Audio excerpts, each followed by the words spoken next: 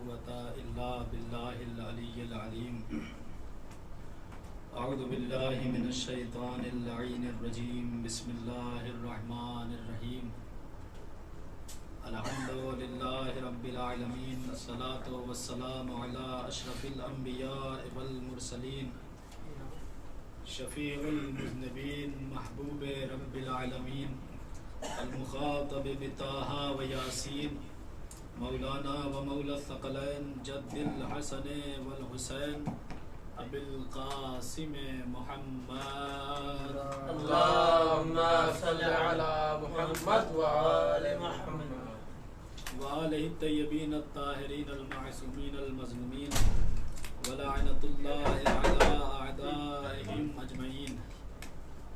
أما بعد فقد قال الله تبارك وتعالى في محكم كتابه الكريم وهو أصدق القائلين. بسم الله الرحمن الرحيم. لقد خلقنا الإنسان في أحسن تقويم. صلوات على محمد وآل محمد. اللهم صل على محمد وآل محمد.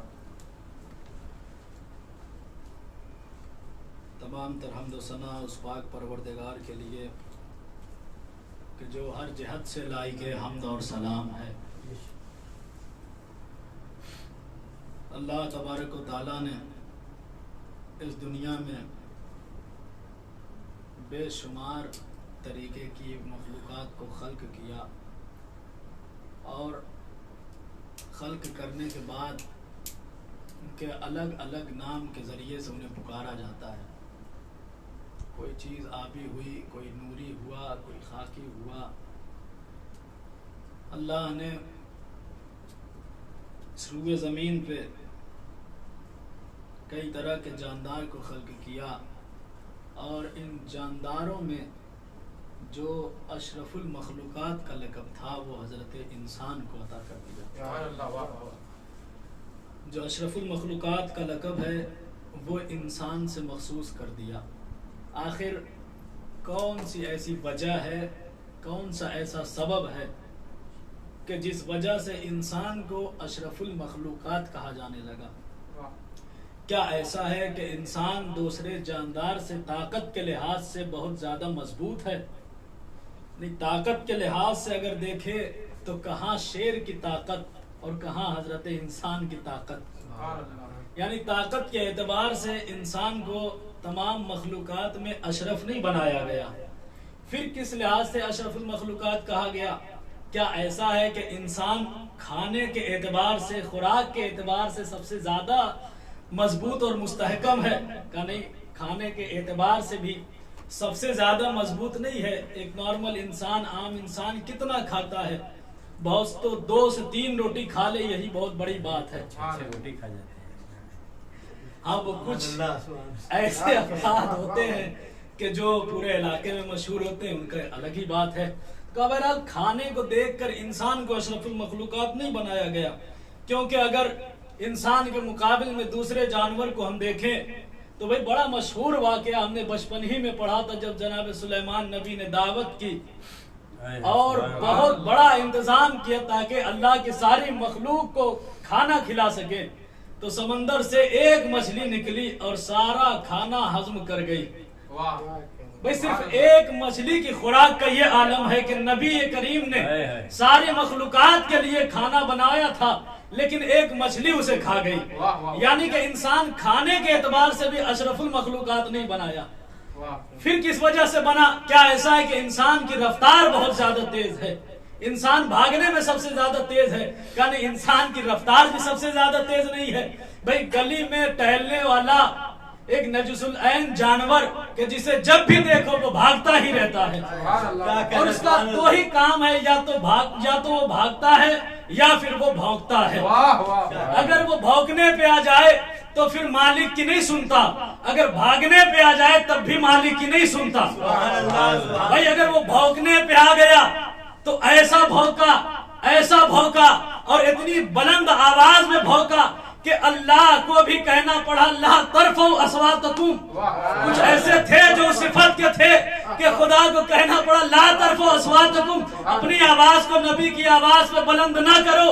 اور بھاگنے میں کچھ ایسے ایسے تیز تھے کہ بھائی احد کی پہاڑی پہ ایسے چڑھ گئے. یعنی بھاگنے کے اعتبار سے بھی انسان کو اشرف المخلوقات نہیں بنایا گیا. تو پھر کون سی ایسی چیز تھی کہ جس کی وجہ سے اللہ نے اشرف کا تاج انسان کے سر پہ رکھ دیا؟ وہ کون سی ایسی شے ہے کہ جس نے انسان کو اشرف المخلوقات کی فہرست میں لا کے کھڑا کر دیا؟ اور وہ شے بڑا مشہور واقعہ ہے، آپ حضرات نے بھی سنا بھی ہوگا، پڑھا بھی ہوگا. بادشاہ وقت ہے، اپنے زمانے کا خلیفہ ہے، ظالم حاکم ہارون عباسی، اپنی بیوی زبیدہ کے ساتھ قصر شاہی کے چھت پہ آرام فرما رہا ہے، اور خلقت عالم کا مشاہدہ کرتے کرتے اس نے کہا کہ اللہ نے کتنی بہترین خلقت چاند کی کر دی ہے، اور ایسی بہترین خلقت چاند کی کہ اس سے بہترین کوئی اللہ کی خلقت ہی نہیں ہے.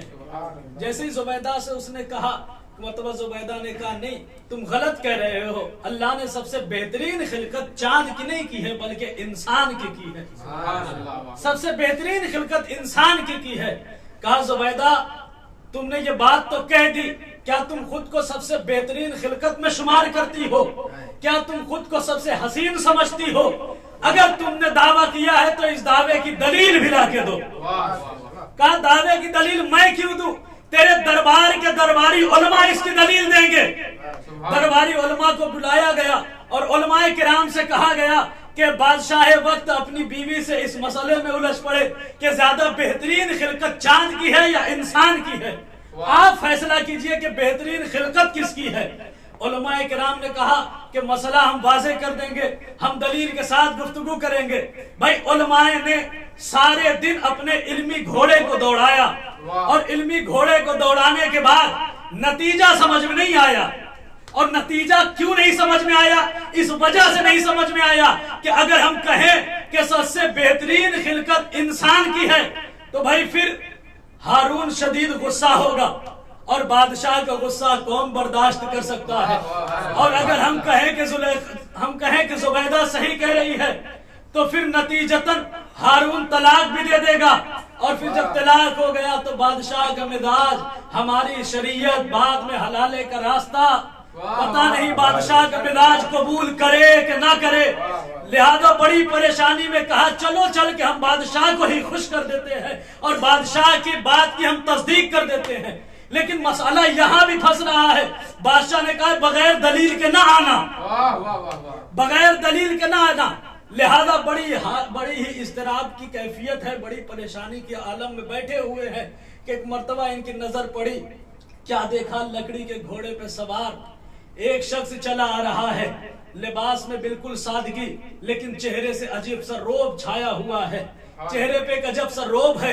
جیسے ہی اس گھوڑے سوار کو دیکھا کہ جو لکڑے کے گھوڑے پہ بیٹھا ہوا ہے، تو ایک مرتبہ قریب آنے کے بعد جناب بہلول نے دیکھا کہ سارے علماء ایک ساتھ ایک ہی نشست میں مل گئے. چلو ذرا چل کے ان کی خبر لیتے ہیں.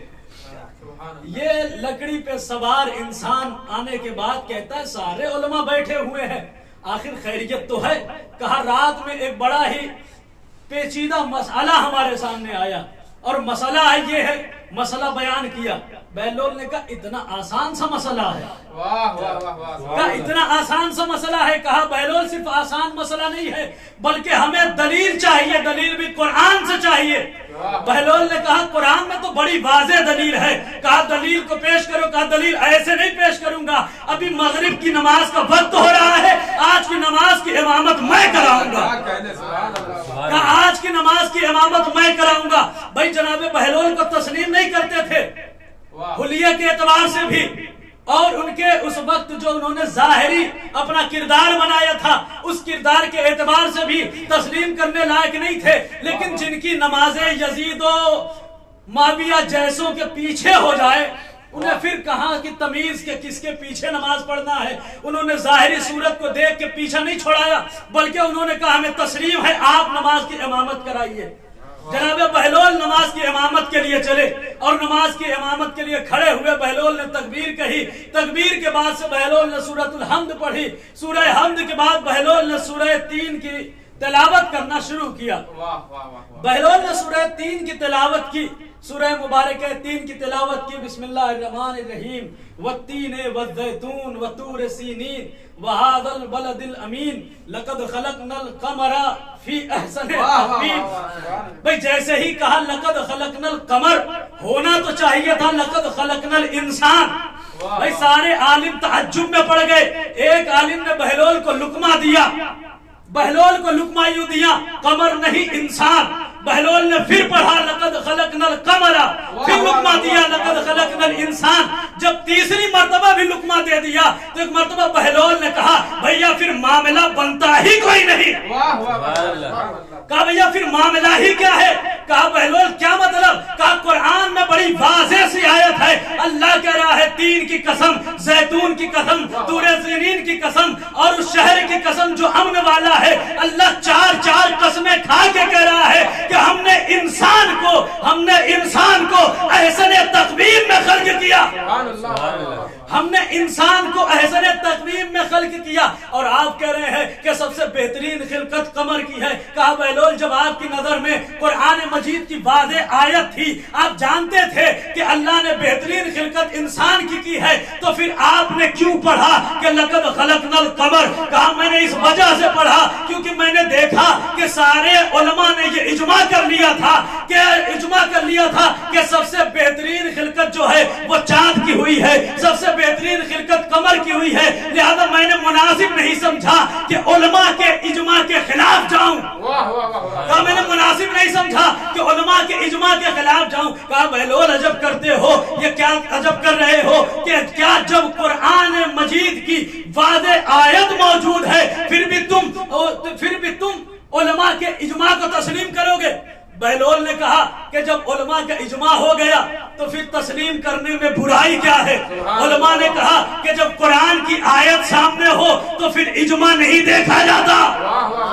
جب قرآن کی آیت سامنے ہو تو اجماع نہیں دیکھا جاتا, روایت نہیں دیکھی جاتی. جب قرآن کی آیت سامنے ہو, بھئی جب قرآن کی آیت کے ہوتے ہوئے امت کا اجماع اس مخلوقات کی بہترین مخلوقات کے واضح کرنے کے لیے علماء کا اجماع قابل قبول نہیں ہوا, تو پھر اگر کسی کی خلافت و امامت قرآن سے ثابت ہو جائے تو پھر اس کے مقابل میں کوئی بھی اجماع آئے یا کوئی بھی شورا آئے وہ کبھی بھی قابل تسلیم نہیں ہو سکتی. ایک صلوات پڑھ دے محمد و آل محمد.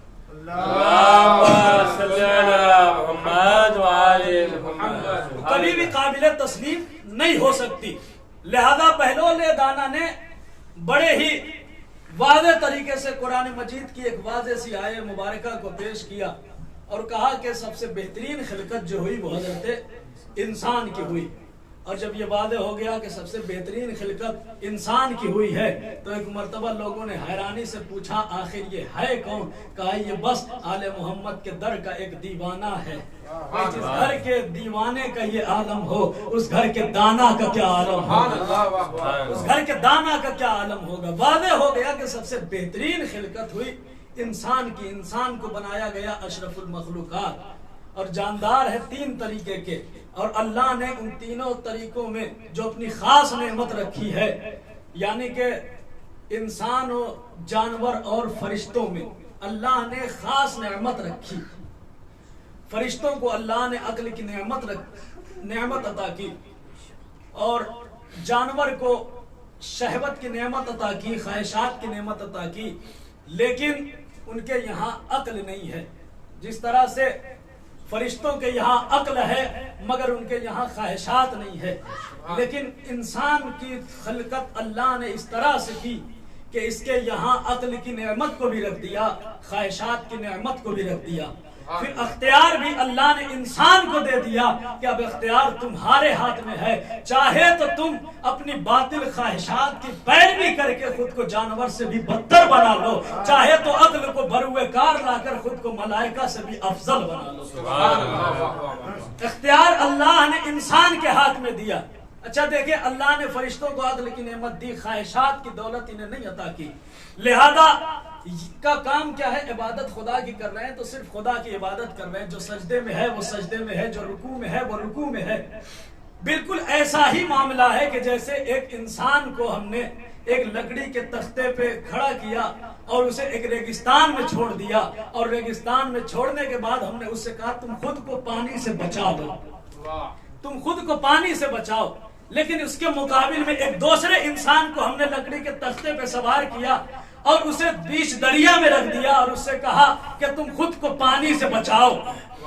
بھئی اب بتائیے، جو انسان ریگستان میں ہے، ریت کے میدان میں ہے، اسے کیا تکلیف کہ وہ خود کو پانی سے بچائے؟ بھئی جیسے بھی وہ رہے گا پانی اس تک نہیں آ سکتا، لیکن جو انسان دریا میں کھڑا ہے اب اسے اپنا بیلنس بنا کے رکھنا ہے، اگر دائیں طرف گیا تب بھی پانی لگے گا، بائیں طرف گیا تب بھی پانی لگے گا۔ یعنی اللہ نے فرشتوں کو عقل کی نعمت دی، مگر ان کے یہاں خواہشات کچھ نہیں ہے، ان کے یہاں جذبات نہیں ہے کہ اب انہیں دنیا میں کسی چیز کی فکر ہو، نہ بیوی کا ٹینشن ہے، نہ ہی ان کو فیملی کی پرواہ ہے، نہ ہی دوستوں کی رفاقت کا خوف ہے، نہ ہی بازار کی رونق ان کے ذہن میں ہے، کسی بھی طرح کی چیزیں ان کے ذہن میں نہیں ہے، لہذا صرف وہ عبادت کر رہے ہیں۔ لیکن انسان کے دل میں جو کنوارے ہیں انہیں شادی کی فکر، جو شادی شدہ ہیں ان کو فیملی کو اچھی طریقے سے چلانے کا، اچھے سلیقے سے چلانے کی، بچوں کی تربیت کا فکر ہے، اور ان کے لیے دنیا کے دوستوں کی رفاقت کا شوق، ان کے لیے طلب دولت کا شوق، طلب حکومت کا شوق، طلب ریاست کا شوق، ہر طرح کے شوق ہے۔ ان تمام طریقے کے شوق اور تمام طرح کی مشغولیت کے باوجود بھی اللہ نے انہیں عقل کی نعمت دی۔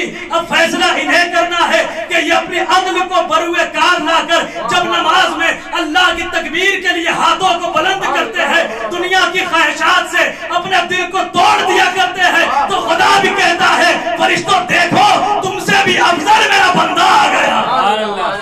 ایک صلوات پڑھ دے محمد وآل محمد۔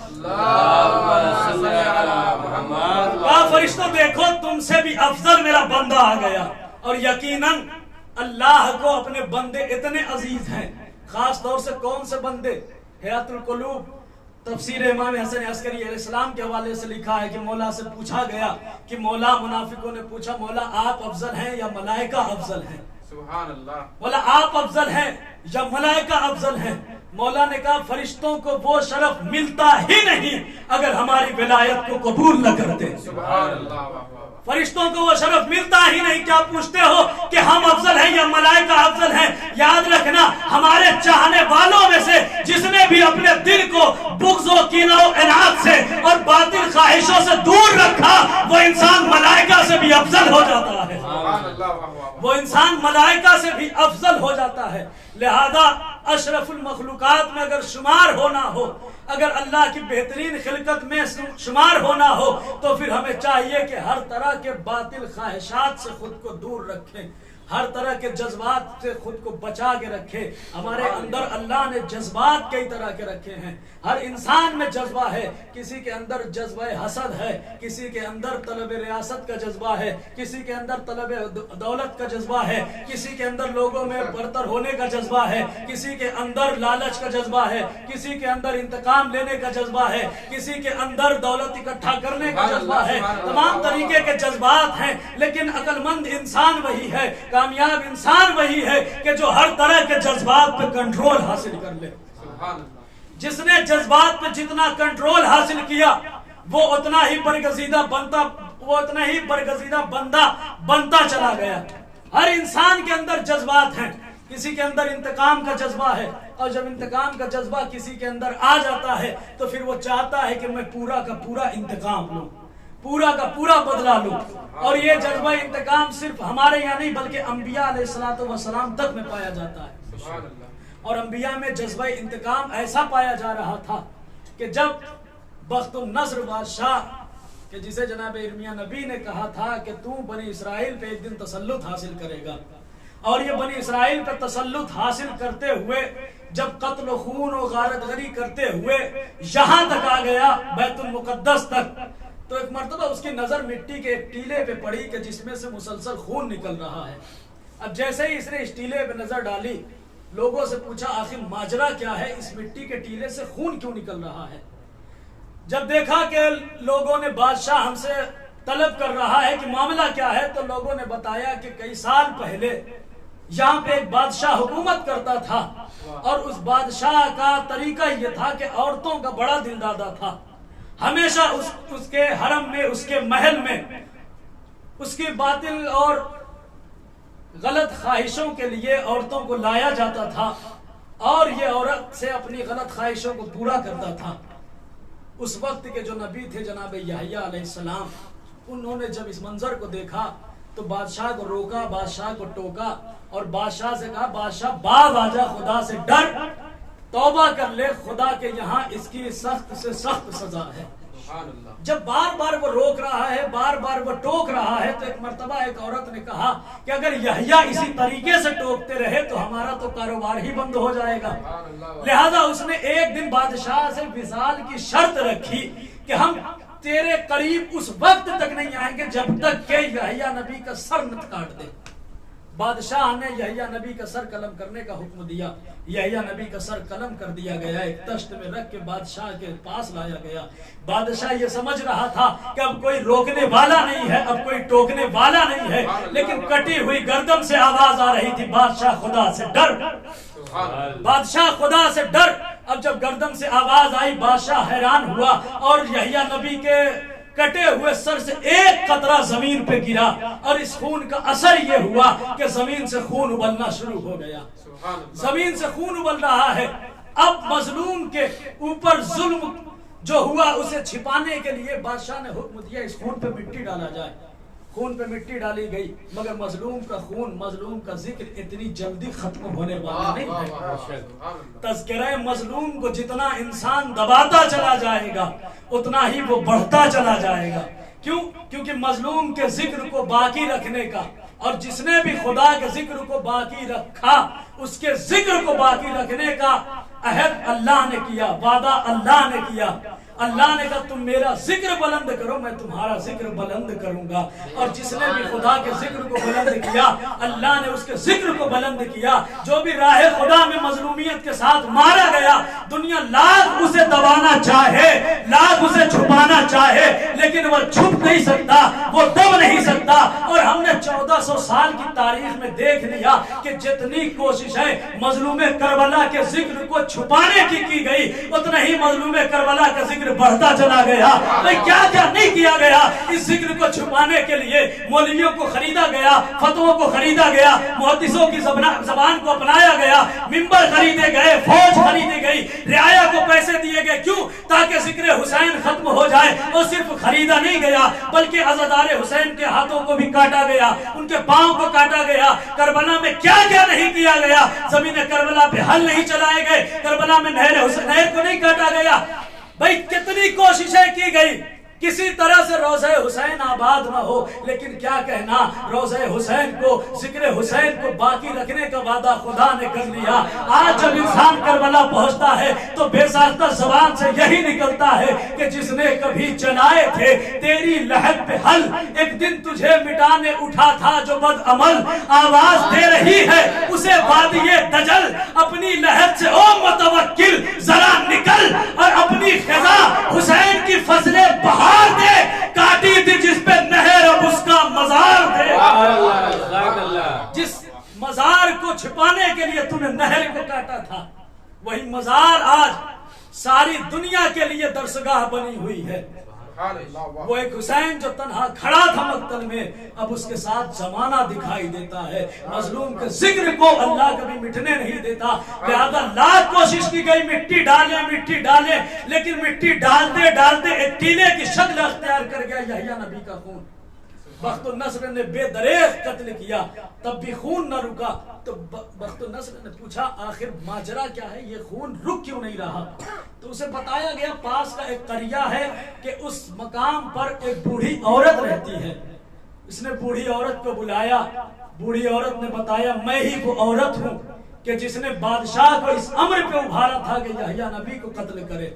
بخت النصر نے اسے بھی قتل کر دیا۔ اب جب وہ قتل ہو گئی، یحییٰ نبی کا خون اللہ کے حکم سے بند ہو گیا۔ یعنی انبیاء علیہ السلام کے یہاں بھی جذبہ انتقام موجود تھا، لیکن کیا کہنا دنیا میں ایک گھرانہ ایسا بھی تھا کہ جہاں انتقام کا تو جذبہ ہی نہیں، صرف عفو ہے، معاف کرنا ہے، صرف لوگوں میں بخشش جانتے تھے، ان کا کرم مشہور تھا، اور ایسی بخشش تھی کہ اگر قاتل بھی ہو تو مولا اسے شربت پلا دیا کرتے تھے، اگر قاتل بھی ہے اس کے ہاتھوں میں رسی کس کے بدھی ہوئی ہے تو مولا کہتے ہاتھوں کی رسی کو ڈھیلا کر دے۔ ان کے یہاں جذبہ انتقام نہیں تھا، صرف کرم جانتے تھے۔ مگر کیا کہنا کہ جس گھر میں صرف جذبہ انتقام کی جگہ جذبہ عفو ہو، معاف کرنے کا جذبہ ہو، بخش دینے کا جذبہ ہو، عطا کرنے کا جذبہ ہو، جب اس کی اولاد چھوٹ کے کربلا کے بعد کوفہ اور شام کے گلیوں اور شاہراہوں میں آئی تو پھر ان کے ساتھ سلوک کیسا کیا گیا۔ وہ حضرت امیر کہ جنہوں نے اپنے قاتل کو بھی شربت پلا دیا تھا، وہ حضرت علی کہ جنہوں نے ابن ملجم کے ہاتھوں کی رسی کو یہ کہہ کے کھلوا دیا تھا کہ رسی کس کے بدی ہے، اسے تکلیف ہو رہی ہوگی۔ جب اس کی اولاد پہلی سفر کو شام میں داخل ہوئی تو استقبال کچھ یوں کیا گیا کہ گھر کے سامنے سے جب قافلہ گزرا، باب سہل بن سعد ساعدی کہتے ہیں کہ یزید نے 120 پرچم لگائے تھے، ہر پرچم کے پاس 5,000 افراد کھڑے تھے اہل بیت رسول کا تماشا دیکھنے کے لیے۔ ایک گھر کے نزدیک یہ قافلہ پہنچا، اور جیسے ہی قافلہ پہنچا تو ایک بوڑھی عورت، نام اس کا ام حجام ہے، اس نے اپنے پاس والی عورت سے پوچھا کہ یہ نوک نیزہ پہ کس کا سر ہے؟ اسے بتایا گیا یہ حسین ابن علی کا سر ہے۔ بس جیسے ہی علی کا نام سنا، کہا وہی علی جس نے میرے شوہر کو مارا، جس نے میرے بابا کو مارا۔ بس اس ملونہ نے کہا مجھے ایک پتھر دو۔ اس ملونہ کے ہاتھ میں پتھر آیا، پتھر لے کے سر امام حسین علیہ السلام کی طرف جو پھینکا، ارے میرے مولا کے سر سے تازہ خون جاری ہو گیا۔ اور باب ازا جس گھر سے ہمیشہ معاف کرنے کا چلن چلا تھا، ان کے گھر والوں کے ساتھ ایسا سلوک کیا گیا کہ انہیں پتھر مارے گئے، ان پہ گرم پانی پھینکا گیا، ان پر آگ کے شعلے پھینکے گئے۔ اور باب ادا آج تیسری سفر کی تاریخ بھی ختم ہو گئی۔ اہل بیت علیہ السلام کا لٹا ہوا قافلہ یزید کے دربار میں داخل ہو گیا۔ اور باب ازا ذرا تصور کرو کہ یزید کا دربار کیسا تھا، 700 کرسی نشینوں کا مجمع، اور کس طرح سے کرسیاں رکھی گئی تھی۔ سب سے پہلے دروازے پہ وردی میں اس وقت کے سپاہی کھڑے تھے، اور پہلی صف رؤسا اور ہر جگہ سے آئے ہوئے سفیر بیٹھے ہوئے تھے، دوسری صف میں داڑھیوں کو مڈائے ہوئے جوان بیٹھے ہوئے تھے، تیسری صف میں قبیلے کے افراد بیٹھے ہوئے تھے۔ 700 کرسی نشینوں کا مجمع تھا۔ ایسے میں اہل بیت رسول کی شہزادیاں مگر کس عالم میں تھی، ایک رسل ہے، سب کا گلا اسی پہ بندھا ہوا۔ سب سے آگے جناب زینب ہے، ان کے پیچھے جناب ام کلثوم، پھر جناب فضہ، جناب رقیہ، ہر بی بی کھڑی ہوئی تھی۔ سب سے آخر میں ایک 4 سال کی بچی تھی جو کبھی پنجوں پہ کھڑی ہوتی، کبھی اپنے گردن پہ ہاتھ رکھ دیتی تھی، کبھی اپنے ہاتھ سے اپنے چہروں کو چھپا لیا کرتی تھی۔ اور باب ازا یہی صورتحال جاری تھی کہ ایک مرتبہ سفیر روم اٹھا، اور اٹھنے کے بعد کہتا ہے یزید یہ قیدی کون ہے؟ کہا سفیر روم تجھے کیا ہو گیا، تو کیوں پوچھ رہا ہے؟ کہا اچھا ٹھیک ہے میں ہر ایک کا نہیں پوچھتا، بس مجھے اتنا بتا دے جو سب سے چھوٹی بچی ہے وہ بچی کون ہے؟ کہا کیا ہوا، تجھے کیوں ترس آ گیا؟ کہا میں نے دیکھا اس بچے نے 9 مرتبہ گر کر بے ہوش ہونے کی کوشش کر لی، مگر گلے کی رسی اسے گرنے بھی نہیں دیتی۔ ارے یزید نے یہ سنا، بچی کو قریب بلایا، جب بچی قریب آئی تو آنے کے بعد یزید سے پوچھتا ہے بچی بتا تو کون ہے؟ سکینہ کے لب ہلے، آواز نہیں آئی۔ یزید پھر پوچھتا ہے بچی بتا تو کون ہے؟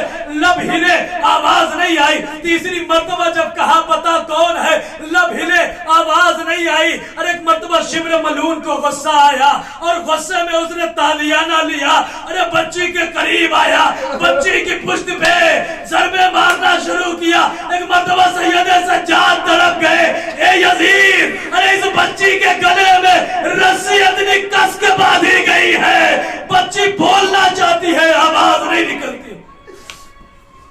यजीद पहले इसके गले की रस्सी को ढीला कर दे, ये बच्ची बोलना चाहती है, आवाज नहीं निकलती।